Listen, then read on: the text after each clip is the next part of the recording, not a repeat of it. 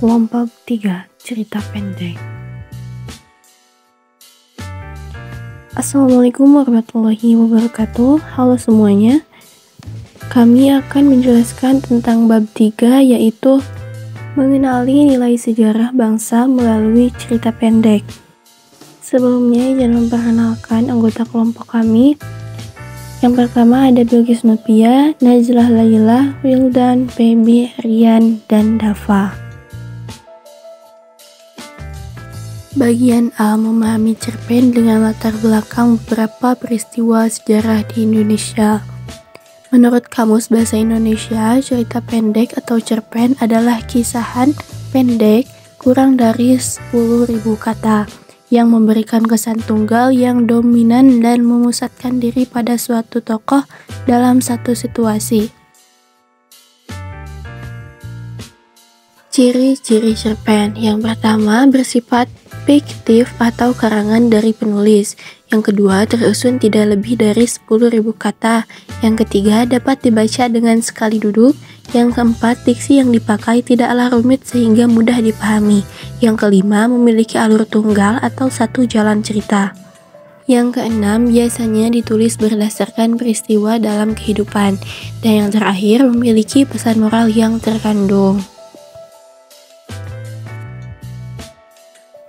Fungsi cerpen. Fungsi cerpen ini terbagi ke dalam 5 fungsi yang berbeda. Yang pertama, fungsi rekreatif sebagai penghibur bagi para pembaca. Yang kedua, fungsi estetis, memiliki nilai estetika atau keindahan sehingga memberi rasa puas dalam hal estetis bagi para pembaca. Yang ketiga, ada fungsi didaktif, memberi pelajaran atau pendidikan bagi para pembaca. Yang keempat, ada fungsi molaritas, memiliki nilai moral sehingga pembaca mengetahui mana yang baik dan buruk berdasarkan cerita yang terkandung. Dan yang terakhir, fungsi religius, memberikan pelajaran religius sehingga dapat dijadikan contoh bagi para pembaca. B. Menganalisis unsur-unsur intrinsik pembangun cerita pendek. Unsur intrinsik cerpen yaitu unsur-unsur pembentuk cerpen itu sendiri.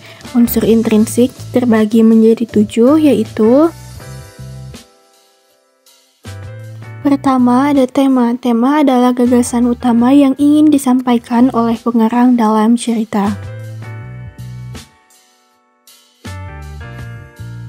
Yang kedua, alur.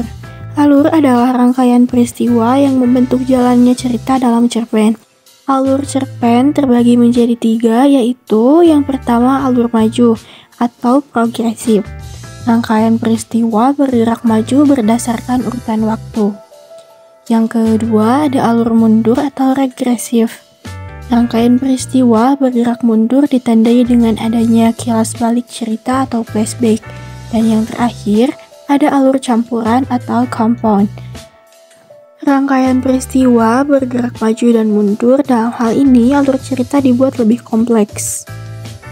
Nah, dalam alur juga dibagi menjadi tahapan-tahapan yang terbagi menjadi 5. Tahap pengenalan atau orientation. Tahap pengenalan merupakan tahapan awal cerita. Pada tahap ini dimulai dikenalkan tokoh yang terlibat, karakter, latar atau setting, dan sebagainya. Latar tempat, waktu, dan suasana juga dikenalkan dalam tahap ini. Yang kedua, ada tahap pemunculan konflik atau rising action. Tahap pemunculan konflik merupakan tahap pemunculan suatu masalah. Pada tahap ini mulai terjadi masalah yang akan menjadi cerita. Tahap ini ditandai dengan adanya ketegangan atau pertentangan antar tokoh yang terlibat. Yang ketiga, tahap konflik memuncak atau turning point.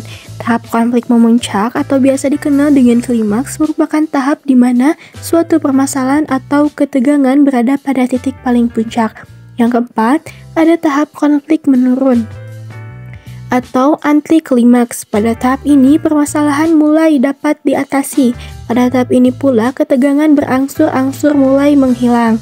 Yang terakhir ada tahap penyelesaian atau resolution. Tahap penyelesaian merupakan tahap ketika permasalahan atau konflik sudah dapat diselesaikan. Pada tahap ini, sudah tidak ada permasalahan atau ketegangan antar tokoh. Unsur intrinsik cerpen yang ketiga ada tokoh dan penokohan. Nah, teman-teman tahu gak sih bedanya tokoh dan penokohan? Tokoh adalah pelaku yang ada di dalam cerpen, sementara penokohan adalah gambaran watak, sifat, atau karakter setiap tokoh dalam cerita. Yang keempat ada latar. Setting atau latar adalah gambaran mengenai tempat, waktu, dan suasana cerpen.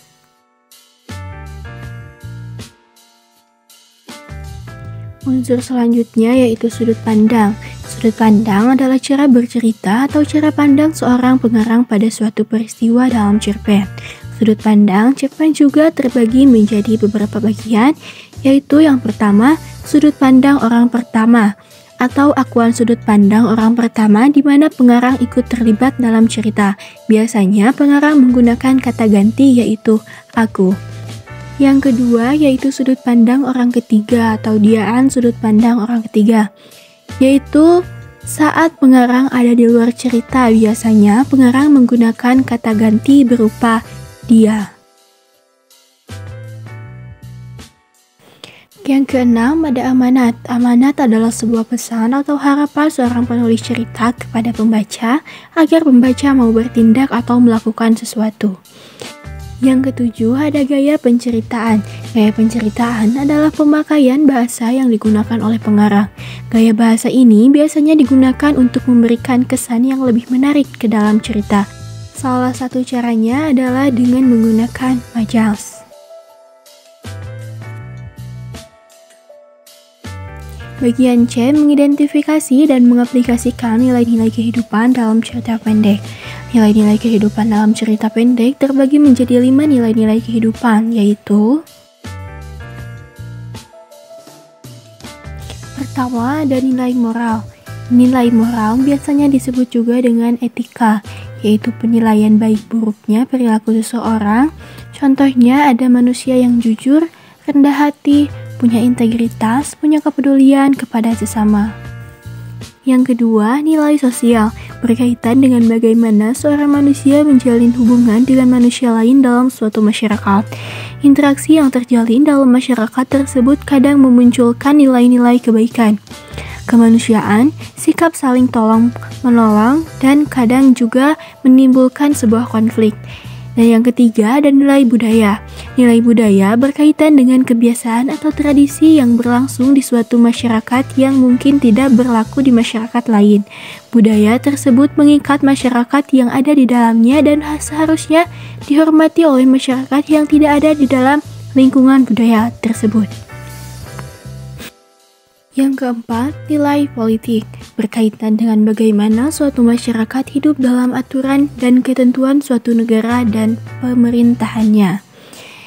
Yang terakhir, ada nilai agama, berkaitan dengan aturan dan ketentuan dari agama-agama yang ada yang nilainya berbeda antara masing-masing agama.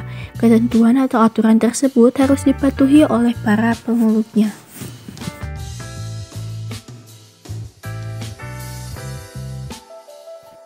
Terakhir, ada bagian D, menulis cerita pendek berdasarkan kegiatan sehari-hari. Nah, jikalau nantinya kita akan menulis sebuah cerita pendek, kita harus mengetahui bagaimana langkah-langkah menulis cerita pendek atau cerpen. Langkah-langkahnya diantaranya ada 7, yaitu yang pertama menentukan tema atau ide cerita. Yang kedua, membuat karakter. Yang ketiga, buat kerangka atau plot cerita. Yang keempat, deskripsikan suasana dalam cerpen. Yang kelima, menentukan sudut pandang. Yang keenam, menulis cerpen dengan ciri khas sendiri. Dan yang terakhir, suasunting dan revisi.